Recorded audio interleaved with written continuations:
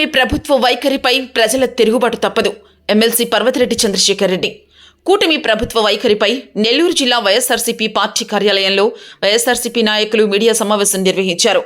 ఆంధ్ర రాష్ట్రంలో ఈ కూటమి ప్రభుత్వ అరాచకాలు రోజురోజుకి మితిమీరిపోతున్నాయని, అభివృద్ధిని మరిచి వైఎస్ఆర్సీపీ మంత్రులు, నాయకులు, కార్యకర్తలే లక్ష్యంగా కేసులు బనాయిస్తున్నారని, ప్రభుత్వాలను ప్రశ్నిస్తే అక్రమంగా కేసులు పెడుతున్నారని, ఇది చాలా హేయమైన చర్య అని, ఇది మంచి సంస్కృతి కాదన్నారు.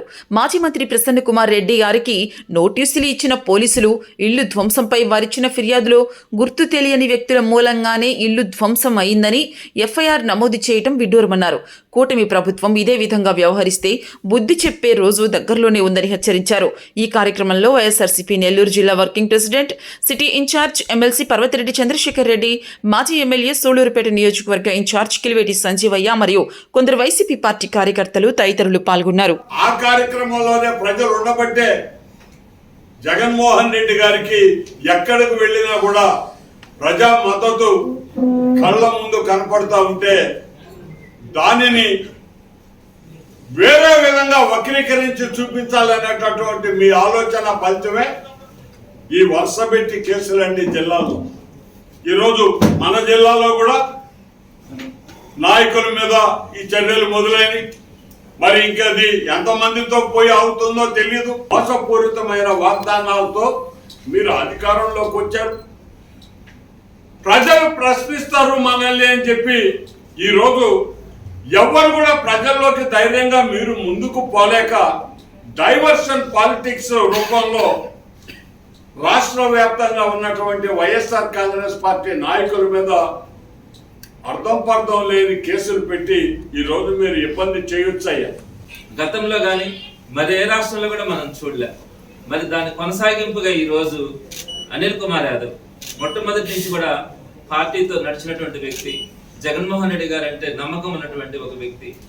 మరి అనిల్ కుమార్ యాదవ్ గారి మీద కూడా ఒక అక్రమ కేసులో ఆయనకు సంబంధించిన ఒక వ్యక్తిని అదుపులోకి తీసుకోవడం, ఆయన దగ్గర అర్ధరాత్రో అపరాత్రో నిద్రలేపి ఖచ్చితంగా సంతకం పెట్టమని చెప్పి ఒక కన్ఫెషన్ స్టేట్మెంట్ మీద సంతకాలు పెట్టించి దాంట్లో అనిల్ కుమార్ యాదవ్ పేరును కూడా యాడ్ చేసిన పరిస్థితి మనం ఈరోజు చూస్తా ఉన్నాం. నిర్బంధిస్తారు. కాబట్టి ఈరోజు ఎప్పుడు కూడా వైఎస్ఆర్సీపీ పార్టీ కార్యకర్త గాని నాయకులు కానీ అరెస్ట్ చేస్తారనే భయం ఎవరు కూడా లేదు. ఎందుకంటే స్వాతంత్ర సమరంలో అనేక మంది జైలు పాలైనారు. ఇప్పుడు కూడా ప్రజల పక్షాన పోరాడే క్రమంలో అందరూ కూడా జైలు పాలు కావాల్సి వస్తుందేమో, దేనికి కూడా భయపడే పరిస్థితి కూడా ఉండదు. మీరేదో ఒక 4 రోజులు జైల్లో పెడితే భయపడిపోయి మిగతా వాళ్ళందరూ కూడా సైలెంట్ అయిపోతారు అనే ఆలోచన కనుక తెలుగుదేశం పార్టీ కనుక వస్తే అనుకుంటా ఉంటారు. ఇంకొక పాయింట్ కూడా, ప్రజలు తిరుగుబాటు ఏం చేయట్లేదు, ప్రజలు సైలెంట్గా ఉన్నారని. ప్రజల్లో ఉడికిపోతా ఉన్నారు.